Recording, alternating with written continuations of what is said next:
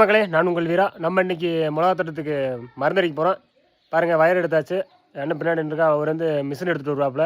அவர் வந்து காலையில் பசியாக இருக்கும் போல வாழைப்பழம் தின்ட்டு இருக்காப்புல. ஏன்னா உங்களுக்கு தெரியும், இந்த மிளகா செடி பாருங்கள், இந்த இலையெல்லாம் அப்படியே சுருண்டு இருக்கா.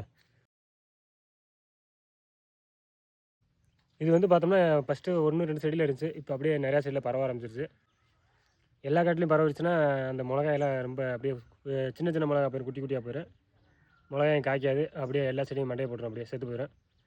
அதனால் இன்றைக்கி வந்து மருந்து வந்துருக்கேன் அந்த சுருட்டையை கண்ட்ரோல் பண்ணுறதுக்கு. அது மட்டும் இல்லாமல் பழுப்பு கலரில் செடி பூரா வர ஆரம்பிச்சிருச்சு.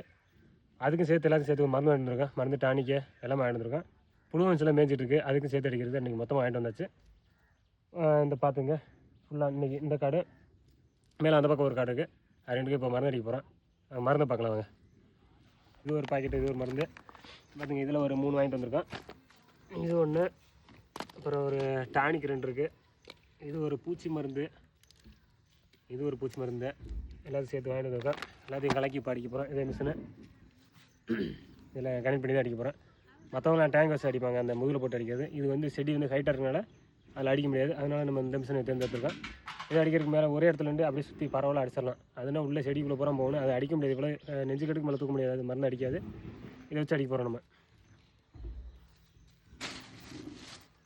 எல்லா மருந்தையும் பார்த்தீங்கன்னா ஒரே டப்பாவில் ஊற்றி கலக்கும் போது பார்த்தீங்கன்னா அந்த சில மருந்தில் வந்து கரையாமல் இருக்கும். அதை வந்து கொஞ்சம் நேரத்தில் கரையிற மாதிரி ஆக்கிட்டு நல்லா குச்சி வச்சு ஏதோ ஒன்று கலைக்கிறோம். நல்லா கலைக்கணும்னா அது கரைஞ்சிடலாம். அதுக்கப்புறம் வந்து நம்ம தண்ணியில் வந்து அடிக்க போகிறோம்.